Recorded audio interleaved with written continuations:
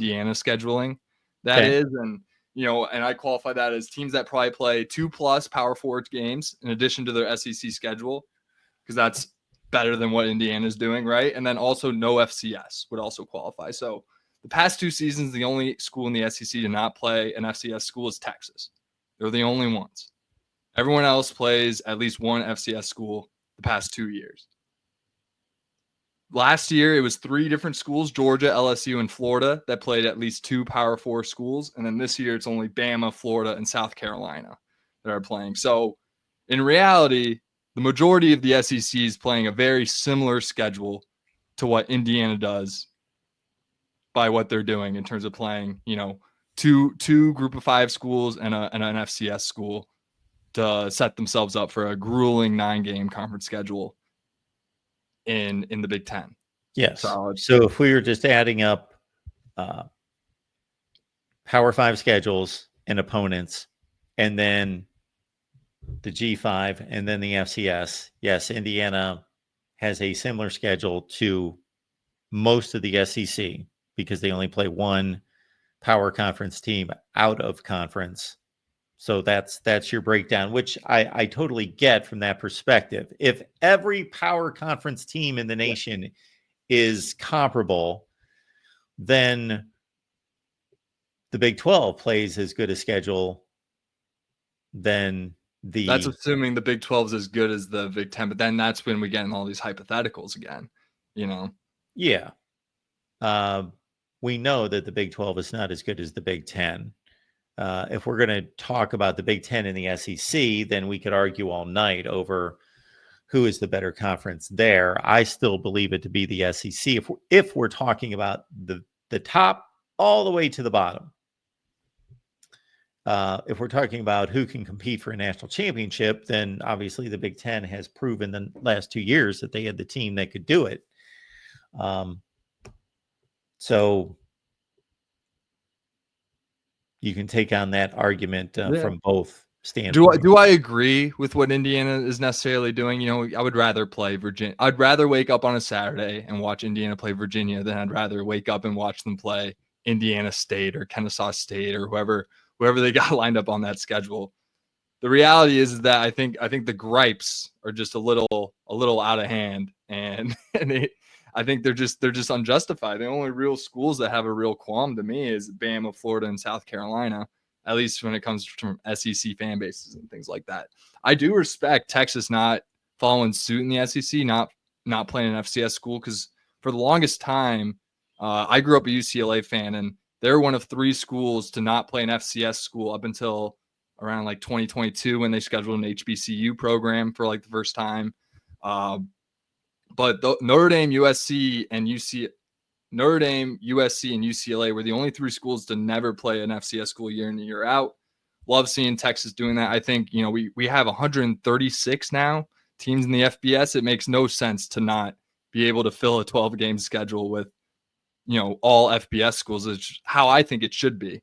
Whether or not you want to schedule more group of 5 or Power 4 schools, that honestly you can kind of do whatever you want there, because as long as as long as you think there's enough competition, I could see where, I think the Big 10 does have a qualm playing that 9-game versus an 8-game conference schedule, because year in and year out, that it's going to be tough, regardless of who's good and who's bad on a given year. The slate as a whole, it's going to be pretty equal in the long term. If you know what I'm saying. Yeah, I understand what you're saying. Why is the SEC schedules? Why would that not be a tough schedule?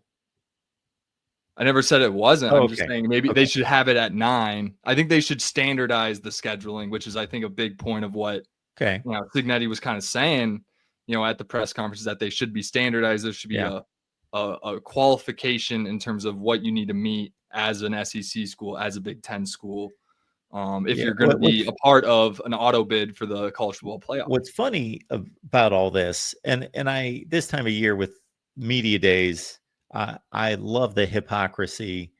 Like today, I didn't see anything out of ACC media days except for Rhett Lashley was cutting on SEC schools, basically saying there's only a handful of them that have won national championships, and then somebody tallied it, and obviously that's a ridiculous attack on his part, because the difference between the SEC and the ACC is light years. And I could go through a dissertation defending the SEC and how competitive it's been. It's not just 2 teams winning national championships. They've had 8 teams win national championships in like 25 or 30 years. But back to my original point was going to be, why is it the SEC's responsibility to play 9 games? Everyone else was playing 8 conference games. The Pac-12 was actually playing 9 conference games before anyone. And the Big Ten decided it's only been since 2017 that the Big Ten decided to add a 9th conference game. Okay. Mm-hmm. And why, I don't know why the Big Ten is taking it upon itself to like push the SEC to play a 9th conference game. As opposed to maybe the Big Ten moves back to 8 like they used to be. I mean, either way, I just think it should be equal. It's not really about. I agree, it should be it's equal as on well. someone to do something. I totally agree, Brad. It should be equal, and actually, more conference games mean or make the conference championship, in my opinion, and this is just sheer math, makes the conference championship more legitimate, because the larger these conferences get. So if you're in the Big Ten and you're playing 9 conference games and there's 18 teams in the conference, so there's 17 other teams, that means you miss 8 teams in the conference. So these conferences are getting too large that you're missing too many teams in the conference. The reason you play in a conference is you play everyone. That's the way it used to be. You play everybody basically in the conference. Well, now you play half the teams. But the point I'm making is, I don't think the Big Ten or any conference is in any position to point at the SEC and say, you need to play 9 conference games. Why? I think it inflates their records over a long period of time. You mentioned the SEC it being does. really good top. Not saying the SEC wasn't the best conference over the past 20 years. I'm saying that their records, top to bottom, are very much inflated just due to the fact that they do get that. Well, they're not very much inflated. Here's how they're inflated, Brad. They're inflated this way, that instead of playing an extra conference game, they're playing the Citadel and they're playing East Tennessee State and et cetera, Sunbelt conference teams. And so, again, it's the simple math that the week that the Big Ten teams are playing conference games, who's winning the games? Well, the easiest prediction to make is that half the teams are winning the games because they're all playing each other. So half of them have to win, half of them have to lose. So the Big Ten teams are going 9-9 in those 18 games because they're all playing each other, where the SEC, their 16 teams are going out and playing nobody. So what are they doing? They're going 16-0. And if they happen to lose a game, like Vandy lost to Georgia State last year, they at worst go 15-1. And that loss doesn't even matter because that team's not making the playoffs anyway. So you're right. So that artificially inflates it a game for half those teams. Yeah, about a half game conference average per year. Yeah. Half game up if you were to, but that's not taking into account. So that's the point I'm making that supports your argument. Yeah. But that doesn't take into account how good the conference is. I agree. Because, I grew up watching SEC on CBS, watching those Florida Tennessee games. And I mean, it was very clear that was the cream of the crop in the country. The reality is that I don't think that's necessarily fact. And I think, a lot of these slights come from an idea where people don't think a Big Ten week in and week out is just as grueling as an SEC slate, which I think it is, especially considering that all these conferences got bigger and you do dodge about 8 or 9 teams in each conference, and regardless of the year. So, I miss the days of the Pac-10. I think they had it perfect where, the 9-game conference slate, you play everyone every year.